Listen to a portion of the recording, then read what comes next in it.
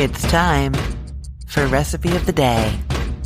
I've told you so many times how much we love bowl dinners. My go-to is that steak bowl that I do. It's like Tex-Mex. The kids and Marty and I all love it. But like our second go-to is a ramen noodle bowl. And what I do for this is I use those like cheap packets of instant ramen and I throw out the packets. Although I will say that my daughter does love those salty seasoning packets. So sometimes I'll put like 1 out of 4 of them. Like if I'm doing 4 packs of ramen, I'll use 1 of the packet of seasoning mix. But what I really love to do is to use a chicken or vegetable stock to cook the noodles in and add a little bit of tamari or soy sauce and toasted sesame oil to that broth. Sometimes a little bit of honey too, and sometimes a little bit of something spicy depending on who is having the dinner, a little sriracha or something like that. And it just flavors the broth and it flavors the noodles while they cook, which is so good. But the best part of this dinner is that I do a bunch of toppings like when we're doing those other bowls, and then everyone adds the toppings that they want on their dinner and ends up loving it. So everybody's happy, including me. And I can add like spicy stuff to mine, tons of sesame seeds. I like chopped cashews on mine. Nobody else wants cashews on theirs. So just depending on how much time I have and how adventurous I'm feeling, I can do more fun things for me, more fun things for them, and everybody's happy from one dinner. So like I said, to start this one, if you're making it for 4, you're going to do 4 cups of chicken or vegetable broth in a medium saucepan, and you're going to bring that up to a boil over high heat, and then you're adding 2 packets of ramen noodles. These are 3-ounce packets. Then you are bringing it back up to a boil and then drop the heat down to a simmer, and that is when you stir in 3 tablespoons of tamari and a tablespoon of toasted sesame oil, and if you wanted to, you could do a tablespoon of honey there as well. I will say if you're not using tamari, you want to use a low sodium soy sauce, and I would put less. 2 tablespoons is going to be enough. It can still be salty even though it's low sodium. Then you're cooking that, stirring occasionally just to break up the noodles a little bit as they cook, and it's really only 3 minutes. So really I should have told you what prep you needed to do before you started even cooking the noodles, like while the broth was coming up to a simmer, or even before that. You can get all of your toppings ready ahead of time, because once those noodles are done cooking, dinner is almost ready. So you need to have everything else ready to go. Now I'm going to say that if you used the vegetable broth, you can keep this vegetarian and not add any kind of like meat to this at all. You can also keep it vegetarian by adding some cubed tofu at this point. Or if you're not keeping it vegetarian, you could do some sliced cooked meat, either like rotisserie chicken or some cooked shrimp, sliced beef, anything like that. Now you can add that at this point just as the noodles are kind of done, and it'll just warm through because it's already cooked. I will say that sometimes I just leave it cold as one of the toppings, and then, if there are vegetarians or if somebody doesn't want meat that day, they could just add it cold to their soup and it's going to warm up in their soup bowl. So it's kind of up to you whether you add it to the pot now or add it later. Now either way, you can add some spinach at this point. So once your noodles are done, and if you're adding meat to there, it's heated through, take it off the heat, and then you're going to stir in 2 cups of tightly packed baby spinach leaves. That's fresh spinach, and it just wilts into there really quickly. Just stir a moment, and then you're adding that little bit of extra vegetable for everybody. And then if your toppings aren't all ready, just leave that off the heat for a minute while you finish everything up, and I will tell you what you need to have. So you can do some sliced mushrooms here. Sometimes I add those when I add the meat, and then they get a kind of like cooked mushroom flavor. But again, it depends on who's with us, because if anybody's with us for dinner that day who doesn't like mushrooms, then I wouldn't add them right into the soup, right? But you can do sliced mushrooms as a topping. About 5 of them is going to be enough. And then I usually do some julienne cucumber, some bell pepper, and both of my kids love avocado, so I will do some avocado as one of the veggies as well. You can do